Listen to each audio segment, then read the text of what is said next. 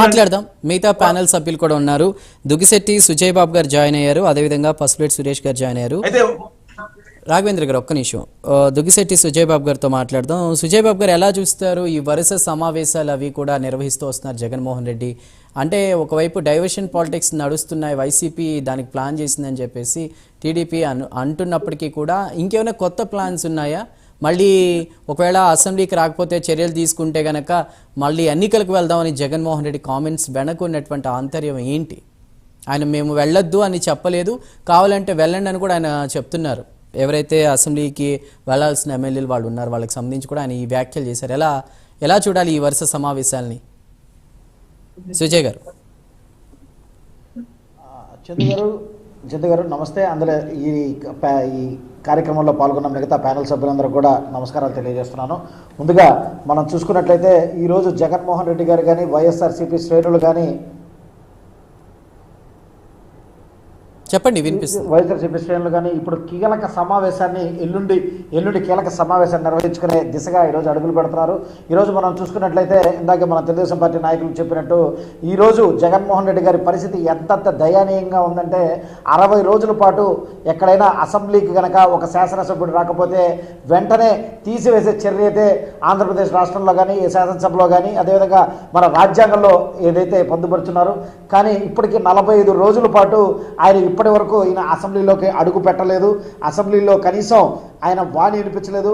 కనీసం ప్రజా సమస్యల మీద పోరాడిన పరిస్థితి కూడా మనకి కనిపించట్లేదు. ఎందుకంటే ఒకటి సుజయ్ గారు ఆయన కనుక అసెంబ్లీ ఒకటి అంటే ఈ కూటమి ప్రభుత్వం అనుసరిస్తున్న వ్యూహాలు లేదా కూటమి ప్రభుత్వం అనుసరిస్తున్న వైఖరి మీద ఇన్ని ప్రెస్ మీట్ లాగా పెట్టి తన సొంత ఛానల్కి ఇంత అప్డేట్ ఇస్తున్నటువంటి జగన్మోహన్ రెడ్డి అసెంబ్లీకి వచ్చి ఒకవేళ కూటమి ప్రభుత్వం తప్పు చేస్తే ఎండగట్టడానికి ఎందుకు వెనకాడుతున్నారు? అంటే 2019-24 మధ్య గత ప్రభుత్వం కూటమిలో ఉన్నటువంటి వారిని ఎంత ఇబ్బంది పెట్టిందో అదే ఇబ్బంది ఏమన్నా ఎదురవుతుందని భయపడుతున్నారా లేకపోతే ఏంటి?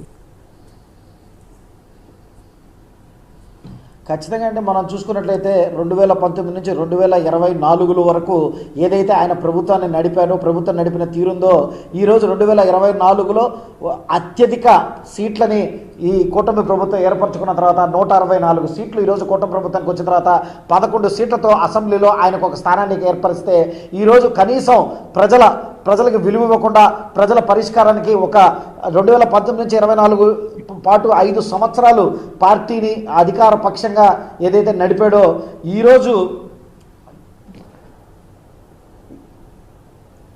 ఏదైతే హలో ఆయన ఆడిబుల్ అండి వినిపిస్తుంది చెప్పండి. యూఆర్ ఆడిబుల్ చెప్పండి.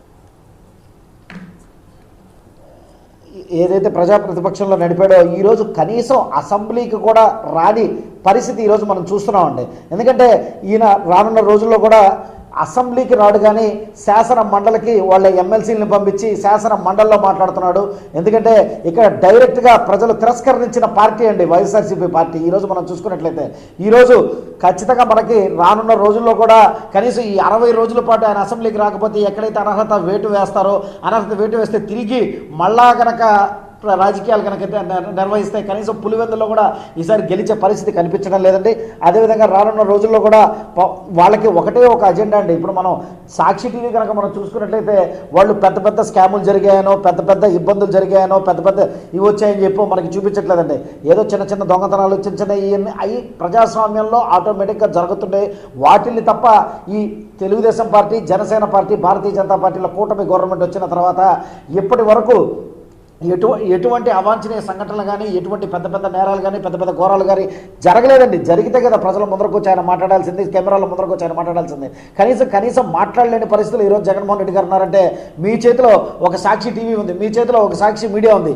కనీసం మీ చేతిలో ఉన్న మీడియాను కూడా మీరు ఈరోజు ఉపయోగించుకోకుండా ఈరోజు ప్రజలకి దూరంగా ఏదో బెంగళూరులో గడుపుతూ వీకెండ్ ఎమ్మెల్యేగా లేకపోతే వీకెండ్ ప్రతిపక్ష నేత అయితే కాదండి. ఎందుకంటే ప్రతిపక్ష నేత అయ్యే ఛాన్స్ ఈరోజు ప్రజలు ఆయనకి ఇవ్వలేదు, ప్రజలు తిరస్కరించారు.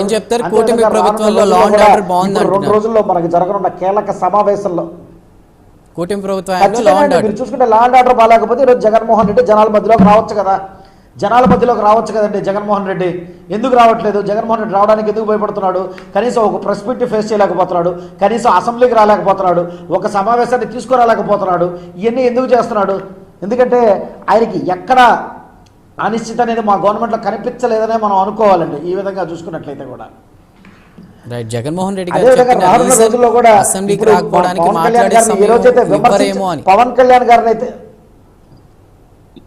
మాట్లాడే సమయం ఇవ్వరేమో ఖచ్చితంగా ప్రతి ఒక్క శాసనసభ్యుడికి ఖచ్చితంగా స్పీకర్ గారు ఇస్తారండి. ఈ మనం మాట్లాడే సమయం ఇస్తారో ఇవ్వరో అనేది మొదట అసెంబ్లీలోకి నువ్వు అడుగు పెడితే మీకు తెలుస్తుందండి మాట్లాడే సమయం ఇస్తారా ఇవ్వరా అని. మీరు అసెంబ్లీలోకి అడుగు పెట్టకుండానే అసెంబ్లీలో ఎదురైతే ఎంతమందికి సమాధానాలు చెప్పాలో, ఎవరెవరితో ఏమేమి మాట్లాడాలో, పవన్ కళ్యాణ్ గారిని ఏ విధంగా ఎదుర్కోవాలో, చంద్రబాబు నాయుడు గారిని ఏ విధంగా ఎదుర్కోవాలో, లోకేష్ గారిని ఏ విధంగా ఎదుర్కోవాలో, అదేవిధంగా మిగతా మంత్రివర్గ సహచరులు ఏ విధంగా ఎదుర్కోవాలో, నేను చేసిన స్కామ్లు ఏడైతే బయటపడతాయో ఎక్కడ దాన్ని నిలదీస్తారనే ఒకే ఒక్క భయంతో ఈరోజు అసెంబ్లీకి దూరంగా కడుపుతున్న ఏకైక వ్యక్తి ఈరోజు వైఎస్ జగన్మోహన్ రెడ్డి గారు. అదేవిధంగా రానున్న రోజుల్లో కూడా ఇక నాకు తెలిసి కూడా ఏదో రైట్ సుజయ్ గారు మళ్ళీ మాట్లాడదాం. మనకి వైసీపీ నుండి పసుపులేటి సురేష్ గారు ఉన్నారు. సురేష్ గారు, వైసీపీ ముఖ్య నేతలతో జగన్మోహన్ రెడ్డి అత్యవసర సమావేశాలకు సంబంధించి కీలక నిర్ణయం తీసుకునే దిశగా జగన్ అడుగులు వేస్తున్నారు, లేదంటే కూటమి వాళ్ళు అంటున్నట్టు డైవర్షన్ పాలిటిక్స్ నడుస్తున్నాయా?